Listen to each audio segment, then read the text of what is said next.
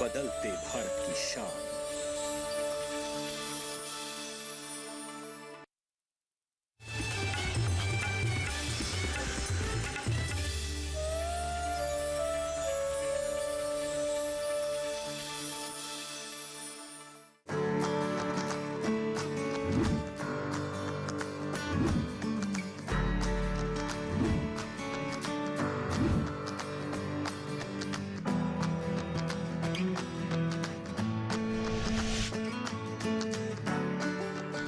अबला नादान नहीं हूँ, दबी हुई पहचान नहीं हूँ।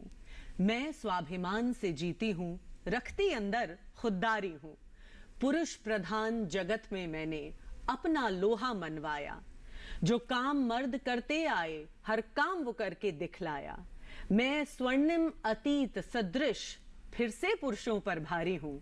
मैं आज की नारी हूँ। नमस्कार, हमारे इस विशेष कार्यक्रम नई चेतना में आप सभी का बहुत बहुत स्वागत है। मैं हूं प्रियदर्शिनी। नारी सिर्फ एक शब्द नहीं है, ये एक सृष्टि का निर्माण करने वाली है। लेकिन विडंबना यह है कि जहां एक तरफ इसे पूजा जाता है, वहीं दूसरी ओर इसे कुचला भी जाता है।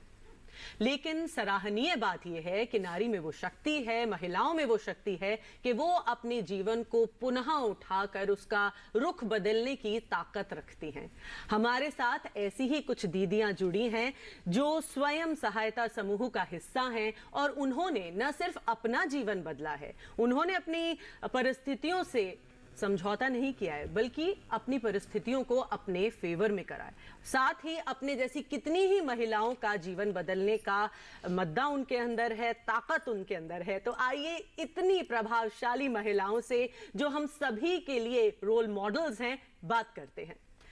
आप सभी का बहुत बहुत स्वागत है इस कार्यक्रम में। शुरुआत करते हैं ईश्वर अम्मा जी से। आपका स्वागत है। सबसे पहले ये बताएं कि जब आप सेल्फ हेल्प ग्रुप्स का हिस्सा बनी तो आप कहां से आई, आपका कैसा सफर रहा, परिवार में कैसा माहौल था? सभी को नमस्कार, मेरा नाम ईश्वरम्मा है। हमारा जिला है श्री सत्यसाई जिला, आंध्र प्रदेश से आई हुई हूँ मैं। पहले का स्थिति है समूह में जुड़ने का पहला स्थिति, मेरा स्थिति बहुत गरीबी थे। रहने के लिए अच्छा घर भी नहीं था, ज़्यादा लोग रहते थे। उसी समय खाने के लिए भी अच्छा खाना नहीं मिलता था। उतना दिक्कत का स्थिति मैंने जीवन बिताती थी। लेकिन मेरा को 14 साल में शादी हुई थी। अच्छा। लेकिन उसी समय परिवार में कैसा चलाना है, कैसा जीवन बिताना है, मुझको समझ में नहीं आता है। लेकिन मैंने समूह में जुड़ गई थी, 2003 में समूह में जुड़ गई थी। उसी समय समूह में जुड़ने के बाद इसकी पहले है मेरा स्थिति, फिर बात करने के लिए तरीका भी मालूम नहीं था, इतना हिम्मत नहीं था मेरा को, ऐसा मैं जीवन बिताती थी। लेकिन उसी समय समूह में जुड़ने के बाद धीरे धीरे समूह के माध्यम से पहचान मिला है, धैर्य मिला है, हिम्मत मिला है। बहुत अच्छे से बात करने के लिए तरीका भी मेरा को बदलाव हुई है। ये तो मैं मानती हूँ, आपका तरीका बोलने का बहुत बढ़िया है। हाँ। तो आइए बात करते हैं राम प्यारी जी से, जो हिमाचल से हैं। तो राम प्यारी जी, हिमाचल में हमने देखा है कि एक बहुत ही महिला प्रधान परिवेश रहता है, वहाँ पे बहुत मेहनती होती हैं पहाड़ की औरतें। तो वहाँ पर कैसा माहौल था, और जब आप सेल्फ हेल्प ग्रुप में आई तो आपने अपने जीवन में क्या बदलाव देखा? सबसे पहले सभी को नमस्कार। मैं राम प्यारी हिमाचल प्रदेश से आई हूँ। मेरे ब्लॉक का नाम बसंतपुर है और ग्राम पंचायत का नाम घेनी है जी। मैं बहुत ही गरीब परिवार से संबंध रखती हूँ। मेरे मायके वालों के हम 5 बहनें थी और इस वजह से पापा ने सभी को +2 तक पढ़ाई की और शादी करवा दी। और मेरा जो पढ़ने का सपना था वो बहुत अधूरा रह गया, क्योंकि मुझे पढ़ने का बहुत शौक था। और पर पापा ने बोला कि नहीं बेटा, मैं इतना ही एफर्ट कर पाता हूँ। शादी होने के बाद वही बच्चे, मतलब छोटी उम्र में बच्चे भी हो गए, सब कुछ हो गया, मतलब शिक्षा वहीं का वहीं धरी रह गई। फिर मैम जब मैं सेल्फ हेल्प वर्ष 2014 में मैं सेल्फ हेल्प, तब मैंने ग्रेजुएशन बीए कर दिया था। मैंने 2009 से 12 के बीच में बीए कर लिया। अच्छा। क्योंकि मेरे बच्चे भी थोड़े बड़े हो गए थे और बेटा नवोदय में पढ़ने चला गया था और घर के काम के काज के साथ मैंने प्राइवेट पढ़ाई भी की। और 2014 में बिहार की दीदियाँ NRLM के ग्रुप बनाने हमारे गाँव में आई, तो उनसे वहाँ भी इतने प्रभावित हुए कि हम पढ़े लिखे होने के बाद भी जो काम नहीं कर रहे हैं ये बिहार से हिमाचल में पहुंच रही हैं और हम लोगों में घर के कामकाज में ही व्यस्त है, मतलब अपनी तरफ बिल्कुल ध्यान नहीं। मतलब उनकी सही प्रेरणा लेकर हम उन दीदियों से आपने प्रोत्साहन लिया, प्रेरणा ली और फिर आप इसका हिस्सा आगे बढ़े। बिल्कुल। तो आइए अब बात करते हैं तिलानी जी से। तिलानी जी, आप हमें ये बताएं कि एक महिला जो सिर्फ घर में काम कर रही थी लेकिन आज वो इस समूह का हिस्सा है, उसको एक इज्जत मिलती है, लोग उसको देख के उससे प्रोत्साहित होते हैं, तो लोगों का नजरिया कैसे बदल जाता है आपकी ओर? सबको जोहार। मेरा नाम तिलानी जोजो, झारखंड से बिलोंग करती हूँ, सिमडेगा डिस्ट्रिक्ट, ठेठी टांगर प्रखंड। तो हम लोग पहले घर में ही सीमित रहते थे, तो समूह में जुड़ करके हम लोग दीदी लोग का पहचान बनाए। उसके बाद में हम लोगों ने समूह में जुड़ करके बहुत कुछ काम किए हैं और हम लोग बल विवाह का रोकथाम करने के लिए आगे बढ़ गए। और बल विवाह, एक परिवार में बल विवाह हो रही थी, उसमें हम लोग समूह में बैठ के ग्राम संगठन में बैठ के चर्चा किए और वहाँ पर हम लोग बाल विवाह को रोकने के लिए गए वार्ड मुखिया के द्वारा से। उसके बाद में और प्रशासन के द्वारा से हम लोग बाल विवाह का रोकथाम कर रहे हैं। तो जब आप इतने बड़े बड़े काम करती हैं, बाल विवाह रोका, कितनी बच्चियों के आपने जीवन बदल दिया, तो वो लोग आपको किस नजर से देखते हैं? वो तो आपको बहुत प्यार करते होंगे सब। बहुत प्यार करते हैं मैम। तो आइए अब अनीता जी से बात करते हैं। अनीता, आप बताएं कि आप एक माँ हैं, आपके भी बच्चे हैं, तो आपका नजरिया अपने बच्चों की तरफ कैसे बदल गया जब से आप इस समूह का हिस्सा बनी? यहाँ उपस्थित समूह को मेरी ओर से झारखंडी जोहार। मेरा नाम है अनीता देवी और मेरा प्रखंड है ठेठे टांगर, मेरा जिला है सिमडेगा, राज्य झारखंड से हूँ। तो पहले तो मुझे पढ़ने का मौका नहीं मिला। करीबन 1 साल की थी, उसी टाइम मेरा माँ की मृत्यु हो गई और 2 भाई बहन हैं हम, तो हम नहीं पढ़ पाए। और मैं करीबन 15 साल की थी उस टाइम मेरा पापा सौतेली माँ की शादी की, तो इस कारण हम नहीं पढ़ पाए। लेकिन अभी हम मेरे बच्चों पर भेदभाव नहीं करते हैं। 2 बच्चे हैं, बच्चियाँ नहीं है, तो हम अच्छे स्कूल में पढ़ा रहे हैं जी। बहुत अच्छी बात है। और अर्चना जी, बहुत देखा गया है कि गांव में स्पेशली अल्कोहल अब्यूज़ बहुत है कि लोग शराब का सेवन करते हैं, फिर घर आके अपनी बीवी को परेशान करते हैं पुरुष। तो इन सब चीज़ों पे रोकथाम लगाने में आपने समूह का हिस्सा बन के कैसे जागरूकता फैलाई? सबसे पहले सबको मेरा नमस्कार। मेरा नाम ममता है, मैं ओडिशा राज्य के अनुगुल जिले से अंगारबंद पंचायत से आई हूँ। तो मैम, जो आपने पूछा कि हम लोग जो नशा के ऊपर कैसा काम कर रहे हैं, समूह के जुड़ने के बाद हम लोग जो हमारे जो गांव है वो बहुत छोटे हैं, तो इसलिए वो गांव का लोग और किसान लोग होते हैं और वो उन लोगों का ज्यादा इनकम नहीं होता। तो वो लोग ये नहीं समझते कि जो इनकम हम कर रहे हैं उसमें हम जो परिवार लोगों के भरपाई नहीं कर पा रहे, फिर उसकी टेंशन के वजह से वो ज्यादातर जो शराब की भट्टी में घुस के शराब पी लेते हैं और फिर आके उसके जो घर के अंदर लड़ाई झगड़ा कर रहे थे। लेकिन जब ये जब हमारे गांव में हुआ, बहुत जगह हुआ, तब भी फिर हम समूह के जरिए एक बैठक की और हमारे जो CLF और GPLF के माध्यम से हम उसको कैसे मिटाएं। तो महिलाओं के भीतर एक बदलाव लाने के लिए बैठक करके उनको पति लोग को भी वहां बुलाया और उनको समझाया। फिर शराब का जो दुकान है उसको बंद करने के लिए हमने पुलिस की सहायता ली थी। और वो हमारे गांव में 2 ऐसे हैं आदमी मैम कि वो हर रोज दारू पी के रात के समय जब रोड से गुजरते हैं तो बहुत ऊंचे ऊंचे आवाज पर बहुत सारे गालियां देते थे। तो उनको हम सरपंच के माध्यम से उनको जो एक पंचायत में एक दिन रुकवा लिया और उनको जो पुलिस के हवाले कर दी। तो फिर जो उनके परिवार के लोग हैं हमारे यहाँ आए और बैठक की, वो हमसे जो माफी मांगी कि दीदी और कभी मैं नहीं पी, मैंने जो ये तो आपने बड़ी अच्छा एक पहल करी। लेकिन मुझे लगता है ये जो सफर है आसान नहीं होगा, क्योंकि इतने आसानी से कोई नहीं मानता है ना। हाँ, तो क्या क्या ऐसे आपके अड़चने आई सामने जिनको आपने पहले उनको एड्रेस किया और फिर आप आगे बढ़ी? पहले जब वो नशा निवारण अभियान हमने शुरू किया तो गांव के जो महिला लोग हैं और वो जो मर्द लोग हैं उन लोगों का एक कुदृष्टि हमारे ऊपर रहा कि ये क्यों हमें समझा रहे हैं। हाँ, वो बोले कि ये लोग क्या कर पाएंगे। ये तो गांव के महिला है, हमारे जैसा है, खेती पर काम करती है और जाके पुलिस स्टेशन कोर्ट थाने दिखाती है हमको, हम लोग नहीं मानेंगे इनको। इसी तरह फिर बातें ताने सुनाने लगे, बातें बनाने लगे हमको देखकर। जब हम रोड पर गए थे ये क्या कर लेंगे इस तरह की।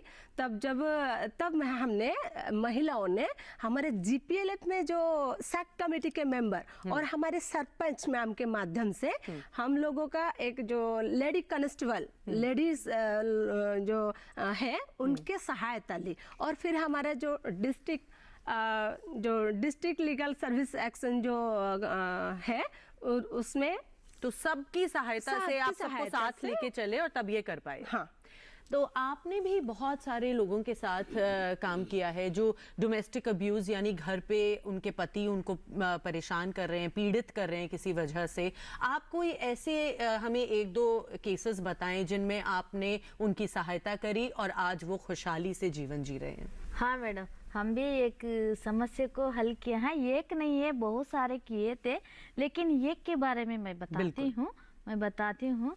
एक लड़का लड़की थी, वो दोनों इच्छा से पसंद करके शादी कर लिए थे। लेकिन शादी करने के बाद 17 साल होने के बाद उसको दोनों को बीच में झगड़ा आया था। लेकिन ये अलग कैस्ट की है, औरत अलग कैस्ट की है, एक कैस्ट की नहीं था। लेकिन 17 साल शादी होने के बाद 17 साल होने के बाद उसको झगड़ा आया था। क्यों ऐसा हो रही है, क्यों करके ये दीदी ने सोची थी। लेकिन ये भैया क्या किया है, दूसरा औरत को फिर पसंद कर लिया। लेकिन वो भी सॉफ्टवेयर जॉब कर रही है, 1 लाख रुपया 1 महीने का वेतन मिल रही है। लेकिन फिर भी पसंद से शादी कर लिया। फिर इसको छोड़ के फिर दूसरा को हो गया है। लेकिन हम लोग ने हमारा पास आया है, पहले पुलिस वालों को केस रख दिया है, वहीं पर भी ये उसका हल नहीं हुआ है। फिर कलेक्टर को भी एक लेटर दे दिया है। कलेक्टर को देते समय हमारा पीडी सर थी जिला संगठन की, वो पीडी सर के हाथ में दे दिया है कलेक्टर ने। वो बताया है पीडी सर ने, हमारा जिला संगठन में दीदी लोग है, वो दीदी लोग अच्छा से ऐसा वाला समस्या को परिष्कार करेंगे करके हमारा सर ने बताया है। वो ले करके हमको दे दिया है। दे के फिर हम लोग क्लस्टर संगठन में बैठ के फिर वो दीदी को बुलाया है, चुप के बिठा के थोड़ा सा फिर वो दीदी से पूरा समझ के बारे में पूछ लिया, काउंसलिंग किया है हम लोग ने। और भैया कहाँ है करके, दूसरा गांव में है करके बोला था। हम लोग ने वो फोन नंबर लेकर के फोन किए थे। फोन करने तो फोन उठाया है, एक बात किया, ऐसा हम जिला संगठन से जेंडर कम सीआरपी लोग बात करने तो फिर तुरंत फोन स्विच ऑफ कर लिया है। फिर उसका हम लोग गया है मम्मी पापा के पास। अच्छा। जाके फिर उधर से अच्छा से डील करके अच्छा से काउंसलिंग करके हम लोग ने उसको बुलाया है। बुला के भैया ऐसा करने तो कैसा है, 2 लड़के हैं, एक 15 साल की है, एक 13 साल की है। उसको तीनों को छोड़ के और मम्मी पापा को छोड़ के चले गए हैं। लेकिन वो लोगों को बुला के हम लोग अच्छा से समझा के ऐसा 10 दिन लगा है, और पुलिस वालों को भी बुला के उसको सभी एक बैठक रखवा के उसी बैठक में अलग अलग आदमी का अलग काउंसलिंग किया है और औरत का अलग काउंसलिंग किया है। फिर दोनों को एक जगह में बिठा के ऐसा चर्चा करके उसको हल किया है। हाँ। हम लोग फिर सोचा है फिर अगर ये भैया छोड़ के फिर दूसरों को पसंद किया ना, वो औरत के पास जाए तो दिक्कत होता है, उसका परिस्थिति क्या है करके हम लोग ने सोच के फिर 10 लाख रुपये, वो लोग तो अमीर है, अमीर लोग हैं, लेकिन समूह की सदस्य भी नहीं है। अच्छा, क्योंकि महिलाओं की समस्या है, महिलाओं के बारे में हम लोग सोच रही है। ठीक बात है। ऐसा 10 लाख रुपये दीदी का नाम पे ऊपर फिक्स्ड डिपॉजिट करवा दिया भी, फिर घर भी ये दीदी का नाम के ऊपर रख दिया, फिर एक बाइक भी। ऐसा फिर भी सोचा है ये 10 लाख भी बच्चों लोगों को पढ़वाने के लिए नहीं हो पाएगी। फिर हम लोग सोचा 1 लाख रुपए 1 महीने का वेतन मिल रही है, वो पैसा भी आधा पैसा दीदी का खाता में आया तो और अच्छा रहेगा करके हम लोग सोच के ये सैलरी में भी भैया का खाता में 50,000 रुपए और दीदी का खाता में भी 50,000 रुपए हर महीना ऐसा डालने के लिए हम लोग ने बताया है। कितनी कामयाबी की बात है। आप इतनी ताकत और सूझबूझ कहाँ से लाती हैं? दीदी हम समूह में लाए हैं, पहले समूह नहीं तो इतना हिम्मत से बोलने के लिए भी इतना हम लोग बोलेगा वहाँ लॉयर दीदी लोग है, लॉयर बोलेगी, क्योंकि हम लोग सोचा है लॉयर क्यों बना, कब बना है करके। ये खूबसूरती है ना, जब आप समूह में रहती हैं सारी महिलाएं एक दूसरे की ताकत बन जाती हैं, है ना, कहीं मैं कम तो कहीं आप ज्यादा, और फिर सब हम मिलके जब किसी चीज को ठान लें तो फिर हो ही जाती है वो चीज। बहुत खुशी हो गया मेरा मेरा को उस दिन कितना खुशी हुआ है। दीदी भी बोल रही है दीदी आप लोग आया है, आपको हाथ जोड़ के मैं जिंदगी तक आपको नहीं भूलेगा, इतना अच्छा काम किया दीदी, कोई भी हमको नहीं किया है ऐसा, पुलिस वाला नहीं किया और कलेक्टर को भी दे दिया। राम प्यारे जी, ऐसे जैसे इन्होंने बताया कितनी खुशी और कामयाबी की बात है, और किसी की जिंदगी खराब होने से बच गई इन समूह की वजह से, इस इनिशिएटिव की वजह से। लेकिन अगर कोई महिला ऐसी है जैसे उसके साथ कुछ ऐसा हो रहा है जो उसको परेशानी हो रही है, तो वो किससे बात करे? कितनी बार होते हैं हम महिलाएं किसी से बात नहीं करना चाहते, अपनी बात लोग क्या कहेंगे, ये एक टैबू हो जाता है कि समाज में लोग फिर शायद हमको दूसरी नजर से देखें, तो अपनी घर की बात घर में ही रहने दो। लेकिन क्यों हमारे पास कोई सुझाव देने वाला ही नहीं होता। तो अगर ऐसे समूहों का कोई हिस्सा बनना चाहे, आप लोगों से बात करना चाहे, तो वो कैसे जाए? मैम अक्सर ऐसा देखा जाता है जब हम समूह की बैठक करते हैं या किसी विषय पे बात कर रहे होते हैं, तो स्पेशली दीदी जिसके ऊपर वो घटना हो रही होती है उसके चेहरे से वो हाव भाव प्रकट हो जाते हैं। ऐसा ही किस्सा एक मैं अपने वीओ का सुनाना चाहूंगी। जैसे हमारे वीओ की बैठक चली हुई थी, तो उसमें एक दीदी ने अपनी परेशानी सबके सामने, मतलब परेशानी इतनी ज़्यादा थी कि वो रुक नहीं पाए। उन्होंने कह दिया कि मेरे पति जो है डेली शराब पी के आते हैं, फिर मार पिटाई करते हैं। दीदी मार पिटाई तो चलो जो भी है, पर बच्चे भूखे सो जाते हैं, वो मुझसे बर्दाश्त नहीं होता है। मैंने कहा दीदी आप हमसे क्या मदद चाहते हैं, हम आपके घर में आके आपके घर में परिवार वालों से बात करें। तो दीदी ने बोला ठीक है, पर आप लोगों के साथ भी गलत व्यवहार वो हम देख लेंगे, वो आप बोलेंगे तो हम आपके घर में आएंगे। तो हमने दीदी से बोला कि कब आए, कि आप तब आना जब वो मतलब शराब पी के नहीं होंगे। मैं दीदी आपको बताऊंगी आपने किसी दिन आना है। हम लोग मतलब हमारी एक ग्राम स्तर पर सोशल एक्शन सामाजिक जागरूकता कमेटी बनी है, उनके साथ मिलके दीदी के घर गए। दीदी के पति, दीदी ने कुछ बता भी दिया होगा कि मेरी दीदी आपसे बात करने आ रही होगी। पहले तो वो मतलब हम लोगों को इग्नोर ही करते रहे। फिर बाद में जब हमने बोला भैया हम आपसे बात करने आए हैं, हम थोड़ा सा आपका टाइम लेंगे, तो उन्होंने बोला ठीक है बहन जी आप, मतलब खूब उन्होंने अच्छे से हमसे बात की, कोई बदतमीजी नहीं की। तो जब हमने उनसे कहा कि भैया ये बात है, आप पीते हैं ठीक है, ऐसा तो नहीं हम बोलेंगे, पर हमारी दीदी को आप परेशान करते हैं, हम समूह से जुड़े, हम सब एक परिवार है, बिल्कुल हम इनकी मदद करना चाहते हैं। आप पी के आते हैं वो इनको बुरा। उन्होंने कोई जवाब नहीं दिया, सिर नीचा करके सारी बात सुनी। बात उन्होंने बहन जी माफ करना, मैं आइंदा से कोशिश करूंगा कि ऐसा नहीं हो। अरे वाह। हमने इतना तक भी कहा कि जाते जाते हम आपकी कंप्लेंट भी कर सकते हैं, ऐसा नहीं कि हम आपसे, अभी हम 1-2 बार आपको समझाने और भी आएंगे। पर उन्होंने बोला मैं कोशिश करूंगा आगे से ऐसी शिकायत नहीं हो। आप यकीन नहीं मानेंगे मैम, दीदी तो हर मीटिंग में आती है, बैठक में आती है, हम लोगों का सबका धन्यवाद करती है, पर वो भैया भी जहाँ मिलते हैं दूर से नमस्ते करते हैं। नमस्ते दीदी। देखिए कई बार जरूरत होती है, आदमी को अपनी गलती मन में पता होती है, लेकिन जब दूसरा उसके ऊपर उंगली उठाता है तो वो और शर्मिंदा होता है और फिर वो दोबारा वो गलती नहीं करता। उसी ही शर्म के मारे, मतलब वो शर्म उनमें इतनी है, उनका परिवार सुधरा है और हम लोगों को इतनी खुशी है, बहुत ज़्यादा खुशी है। अब दीदियाँ मतलब एक एग्जाम्पल देती हैं कि उनके घर में वैसा हुआ है, अगर किसी और के घर में हम थोड़ा सा बोलते हैं तो वो लोग वहाँ थोड़ा मतलब डर जाते हैं। ये है मतलब स्थिति। मतलब हम लोग जो काम कर रहे हैं उस हमारा उद्देश्य किसी को चोट पहुंचाना नहीं है, हम चाहते हैं कि सबका परिवार बना रहे। बिल्कुल, कितनी खूबसूरत बात है कि जब सारी महिलाएं एकजुट हो जाती हैं, एक दूसरे का सहारा बन जाती हैं, तो वो एक परिवार, घर से बाहर भी एक परिवार बन जाता है। इस चर्चा को हम जारी रखेंगे। आपसे मिलते हैं इस छोटे से ब्रेक के बाद। रोज सब्जी का स्वाद बढ़ाए और घर वालों का प्यार पाए। गोल्डी सब्जी मसाले, जहाँ जाए रिश्ते बनाए, गोल्डी मसाले। Happy birthday my dear. अरे ये क्या एप्सिलॉन? मेरी नई स्कूटी के लिए। ओए बनो सयानी, नहीं तो पैसों पे फिर जाएगा पानी। मतलब? सुनो, ऑनलाइन लर्निंग ऐप्स को जांच परख कर आरबीआई अधिकृत बैंक एनबीएफसी से ही आप लोन लीजिए। अनधिकृत ऐप्स या अनजान लोगों से निजी जानकारी शेयर करना यानी धोखा। दादू बन गई सियानी। गिफ्ट नहीं खोलेंगे? आरबीआई कहता है इनसे सुनिए, जानकार बनिए, सतर्क रहिए।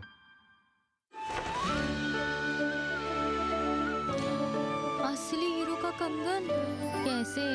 क्योंकि हमें मिला है एक बेशकीमती तोहफा, जिसकी वजह से हमारी फसल में काफी बढ़त हुई है। मिलिए ग्रो प्लस से हमारा भरोसेमंद कोरोमंडल लेकर आया है एक खास तकनीक वाला 5 पोषक तत्वों से भरा ग्रो मोर ग्रो प्लस। इसे इस्तेमाल करने से पौधों को मिले अधिक पोषण, जिससे न केवल आपको बम्पर फसल मिले बल्कि मिट्टी भी स्वस्थ और उपजाऊ बने।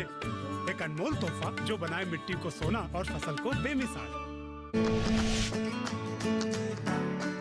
हमारे इस विशेष कार्यक्रम नई चेतना में आप सभी का पुनः स्वागत है। तो बात हो रही थी महिला सशक्तिकरण की, कैसे जब महिलाएं एकजुट हो जाती हैं, ये दीदियां जो समूह का हिस्सा हैं, सेल्फ हेल्प ग्रुप्स का हिस्सा हैं, कैसे अपने जैसी और महिलाओं को बल देती हैं, साहस देती हैं, प्रोत्साहन देती हैं कि वो अपने घरों से निकलें, अपने लिए भी जीवन जीना सीखें। DNRLM आजीविका मिशन इतना बड़ा सक्सेसफुल मिशन रहा है ये, इसके बारे में और कुछ जानते हैं इस फिल्म के माध्यम से।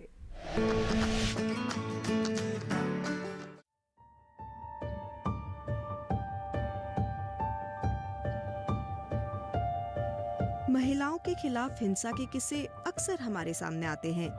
इसका अंत करने के लिए पूरे समाज की सोच को बदलना बहुत जरूरी है। भारत में हर 3 में से 1 महिला शारीरिक या यौन हिंसा से पीड़ित है। सिर्फ यही नहीं, महिलाओं की लड़ाई पुरुषवादी समाज में फैले भेदभाव से भी है। हिंसा और भेदभाव के मामलों के समाधान में हमारे समूह की महिलाओं की काफी अहम भूमिका है। ऐसी ही एक कहानी कमली की भी है। हमारे समूह की महिलाओं के प्रयास से कमली ने हिम्मत नहीं हारी और जीआरसी की सहायता ली। चलिए सुनते हैं कमली की कहानी, कमली की जुबानी। मेरे पति अक्सर नशे में धुत घर आते हैं और मेरी कमाई जबरदस्ती छीनकर मुझे बच्चों के सामने मारते भी हैं। एक दिन हाल इतना बुरा था कि पड़ोसियों ने मुझे बचाया, लेकिन ज्यादातर समाज की भी यही सोच है कि घरेलू हिंसा निजी मामला है जिसमें दूसरों को बोलने का कोई हक नहीं है। यहाँ तक कि मेरे माँ बाप ने भी मेरी मदद नहीं की, क्योंकि ये आम बात मानी जाती है। पड़ोस की भाभी ने अगर जेंडर पॉइंट पर्सन दीदी को नहीं बताया होता तो आज मैं अपनी आप बीती नहीं सुना पाती। कमली, अच्छा हुआ तुम मीटिंग में आई। हम सब मिलके तुम्हारे पति को समझाने की कोशिश करेंगे।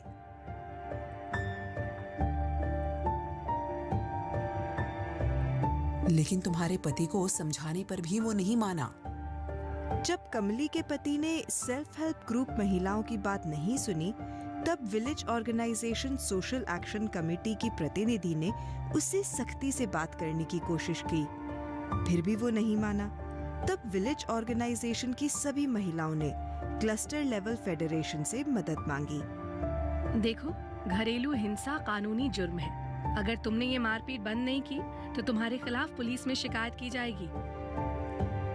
कमली, इस घटना की लिखित कार्रवाई की जाएगी और जेंडर सीआरपी तुम्हारी सुरक्षा को ध्यान में रखते हुए तुमसे समय समय पर हालचाल पूछती रहेगी।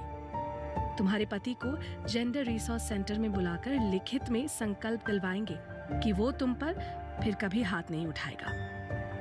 और अगर कभी जरूरत पड़े तो वन स्टॉप सेंटर में कुछ दिन बच्चों के साथ रहने की व्यवस्था है। कमली, CLF की मेंबर महिलाएं तुम्हारे साथ CDPO के पास चलेंगी और तुम्हारे पति के खिलाफ DIR लिखवाएंगी। उसके बाद CDPO और पुलिस की मदद से तुम्हारे पति को समझाएंगे। इसी तरह महिलाओं को प्रोटेक्शन ऑफिसर, पुलिस और लीगल एड के जरिए सहायता मिलती है। हिंसा के कई प्रकार होते हैं, जैसे कि शारीरिक, मानसिक, आर्थिक या यौन हिंसा। इसे रोकने के लिए महिलाओं को अपने हक की जानकारी और सरकारी तरीकों से वाकिफ होने के साथ साथ महिलाओं को SHG में gender resource centre, gender forum, CLF social action committee, panchayat स्तर पर gender forum, village organisation social action committee, gender point person का भी सहयोग मिलता है। जेंडर रिसोर्स सेंटर घरेलू हिंसा, बाल विवाह, मानव तस्करी, कन्या भ्रूण हत्या और नागरिक सेवाओं पर भी काम करता है। NRLM की निरंतर कोशिश है कि महिलाओं की समस्याओं को पहचाना जाए और उन्हें अपने हक की आवाज उठाने का साधन मिले। NRLM महिलाओं सुरक्षा के लिए प्रतिबद्ध है। तोड़ तोड़ के बंधनों को देखो बहने आती हैं, तोड़ तोड़ के बंधनों को देखो बहने आती हैं। ओ देखो लोगों, देखो बहने आती हैं। ओ देखो लोगों, देखो बहने आती हैं। आएंगी जुल्म मिटाएंगी, वो तो नया जमाना लाएंगी, वो तो नया जमाना लाएंगी। तो तिलानी जी, अब आपसे बात करनी शुरू करेंगे। ये बताइए, जैसे आपने बताया चाइल्ड मैरिज के, जो छोटी बच्चियों की उम्र से पहले शादी हो जाती है, ऐसे केसेस झारखंड में भी और ऐसे जो एरियाज हैं भारत के, वहाँ बहुत देखे गए हैं। तो आप लोगों को इसकी जानकारी कैसे मिलती है? कौन आपको बताता है ग्रुप्स में आके कि ऐसा कुछ होने वाला है? और क्या लोग आपसे फिर बचने लगते हैं कि अरे इनको पता चल जाएगा तो ये लोग तो हमारी शादी खराब कर देंगे? ऐसा क्या होता है? हाँ, वैसे होता है जी मैम। कहे कि हम लोग समूह में बैठक करते हैं, उसके बाद में ग्राम संगठन तक हम लोग का बदलाव दीदी लोग जितना भी समस्या आता है उसको बदलाव दीदी लोग बताते हैं। उसके बाद में हम लोग ग्राम संगठन में चर्चा करते हैं कि बाल विवाह करना उचित नहीं है काके। उसके बाद में हम लोगों ने बाल विवाह करना उचित नहीं है काके हम लोग दीदी लोग को समझाते हैं। और हम लोग जब बाल विवाह होने होता है तो हम लोग जेंडर दीदी लोग को फिर हम लोग बताते हैं कि वहाँ पर ऐसा होना, हमने सुना है कि ऐसी घटना होने जा रही है। तो वहाँ पर हम लोगों ने दीदी लोग को समझाते हैं कि इसे नहीं करना है करके।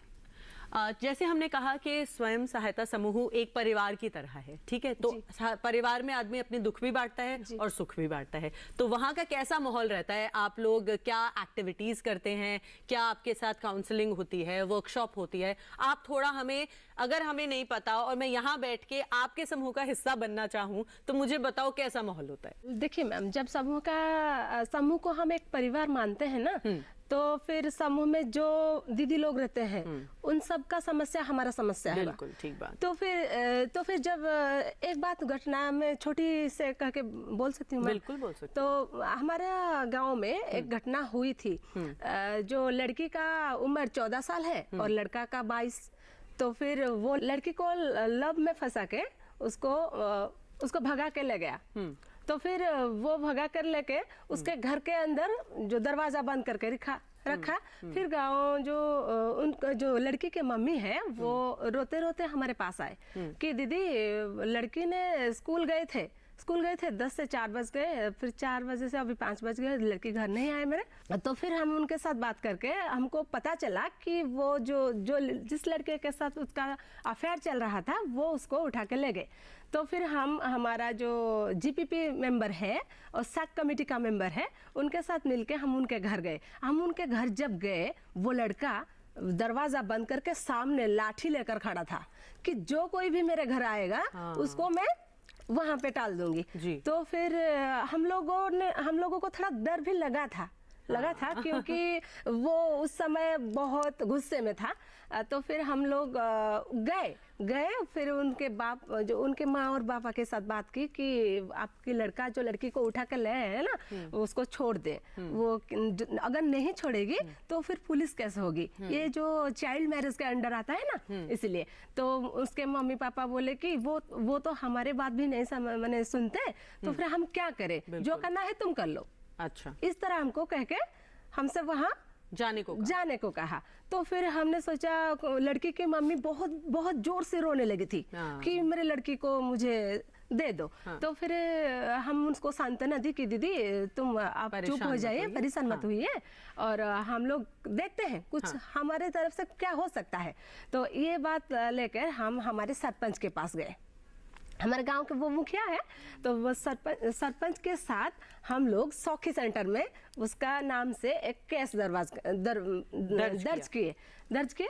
तो फिर सौखी सेंटर के जो स्टाफ लोग हैं और फिर हमारे साथ जो पुलिस स्टेशन से और एक कांस्टेबल भी आई थी, उनके साथ हम हमारा social action sub committee, GPP member, हमारा PRI, आंगनवाड़ी, आशा दीदी, वो सब साथ मिलके हम उनके घर गए। जब हमारे साथ पुलिस, हाँ मैम, इसमें जो 1-2 मैं आपसे यही पूछने वाली थी। देखिए, पहला जो आपका कदम होता है वो होता है बातचीत से बात सुलझ जाए।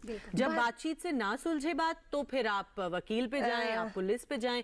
तो क्या ये सब लोग आपको सहायता देते हैं? हाँ मैम, जरूर देते हैं। अच्छा, जरूर देते हैं, क्योंकि हम लोग जब ये जो जेंडर CRP में काम करते हैं ना, उसी टाइम पे हमको जेंडर CRP को जो है हमारा पंचायत और हमारा सौखी सेंटर, हमारा पुलिस स्टेशन और है डालसा, एक जो जिला आयन सेवा प्राधिकरण, वहाँ संस्था के साथ हमको जुड़ते हैं। अरे वाह, अच्छा। वो उसमें से सारे जो सर लोग हैं हमारे साथ बैठ के बातचीत करते हैं। पूरा एक नेटवर्क है। हाँ, आप अपनी बात आगे तक पहुंचा सकते हैं। तो इसी के माध्यम से हम पुलिस लेके उनके घर गए, और वो जो पुलिस लोग हैं जो जबरदस्त दरवाजा को तोड़ा उन्होंने। तो फिर तोड़ के उसके फिर मैम हाथापाई भी हो गई थी वहां पर। हमारा जो एक जीपीपी लोग का वो शर्ट फूट गया था, उसको भी फिर हम लेके जो उसका फर्स्ट एड किया।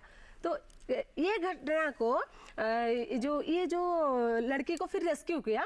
लड़की को जब मैम ये जब बोल रहे थे ना, मैं आपके सामने, ये इतना सहज नहीं था उस समय का परिस्थिति। नहीं, हम समझ पा रहे हैं। हाँ। लेकिन जो पुलिस है वो बहुत गुस्से में है, मार रहा है, परेशान कर रहा है। फिर हमारे जो दीदी लोग है उसका जो ब्लड निकल रहा है ना, फिर लड़की का मम्मी बहुत ज्यादा रोते हैं। फिर परिस्थिति ज्यादा गंभीर हो गई थी उस वक्त। तो फिर हम जैसे भी तैसे करके लड़की को रेस्क्यू किया, और वो लड़की को अभी हमने उसके जो एक ही गांव की है ना, इसलिए हम लड़की को उनके दूर के रिश्तेदार के घर में रखा के अभी वो ठीक से पढ़ाई कर रही है, और वो लड़का को सजा हो गई 6 महीने के लिए। आप जैसी दीदियां, तभी तो मैं कह रही हूँ ये रोल मॉडल्स हैं कि जो पढ़ी लिखी महिलाएं भी इतना साहस नहीं जुटा पाती हैं कि एक सेट सिस्टम के अगेंस्ट वो कुछ बोल पाए, लेकिन ये दीदियां इतनी साहस है इनके अंदर कि डेफिनेटली हम सबके लिए रोल मॉडल हैं। लेकिन जब आप ऐसे कदम उठाती हैं, इतना साहस अपने अंदर पैदा करती हैं, अनीता जी आप बताएं, तो आपके घर वाले, आपके पति, आपके सास ससुर, आपके माता पिता, उनका क्या रवैया रहता है? क्या कभी वो कहते हैं कि अरे तुम्हें गांव वालों से क्यों दुश्मनी करनी है, बाहर मत जाओ, चोट लग जाएगी, बच्चों पर ध्यान दो, या वो आपको बहुत प्रोत्साहित करते हैं? कैसे परिस्थिति रहती है? मेरा पति बोलता है कि हम अकेले रहते हैं, मेरा सास मेरा भैंसुर जेठेन वो अलग रहता है, अलग घर में, और हम हैं जो अलग है, हम छोटा परिवार में हैं, और मेरा पति है वो बाहर में है, तो हमको बाहर जाने से मना करता है, लेकिन हम अब किसी का दबाव में नहीं रहना है। हम महिला हैं तो हम महिलाओं को आगे बढ़ाना है, हम बढ़ेंगे तो मेरा गांव से भी, मेरा समाज से भी हम सबको एक साथ लेके जाएंगे, इसलिए हम लोग सबको उम्मीद देते हैं। क्या बात है, इन्होंने कितनी खूबसूरत बात की। हम सबको एक उम्मीद देते हैं, बिकॉज इट्स सेड दैट जो माँ होती है, औरत होती है, वो एक बच्चे की पहली टीचर होती है। हम जो अपने बच्चों को सिखाते हैं स्कूल जाने से पहले, वो ही इंसान, वो ही व्यक्ति, वो बड़े होके बनते हैं, जैसा हमें वो ट्रीट होते देखते हैं। अगर घर पे बच्चा देखेगा मेरी माँ परेशान है, पिताजी जो कर रहे हैं वो उसको सह रही है, तो वो उसको सामान्य समझेगा। अगर हमें चाहिए आने वाली पीढ़ी सशक्त बने, हमारी बेटियां आगे जाके देश का नाम रोशन करे, तो ऐसी दीदियों से हमें कुछ सीखना चाहिए। हमें अपनी बच्चियों के अंदर साहस, प्रोत्साहन और निर्डर होकर जीवन जीने की जो एक भावना है उसको पैदा करने की जरूरत है। तो आइए ममता जी से जानते हैं, जेंडर रिसोर्स सेंटर जो 3000 से ज्यादा सेंटर्स हैं, करीबन 16 स्टेट्स में ये मौजूद हैं, कि उसमें अगर कोई महिला आती है तो क्या प्रोटोकॉल, क्या सुविधाएं, क्या सर्विसेज उनको दी जाती हैं, आइए जानते हैं। ये जो हमारा GFC है, जेंडर फैसिलिटेशन सेंटर, वो हमारा, उसको हम प्रेरणा केंद्र के रूप में भी जानते हैं, तो वो हमारा उड़ीसा के GPLF के स्तर पर स्थापित किया गया है। जो GFC में अगर कोई केस लेकर आता है तो फिर हम उसको 4 तरह के से समाधान करते हैं।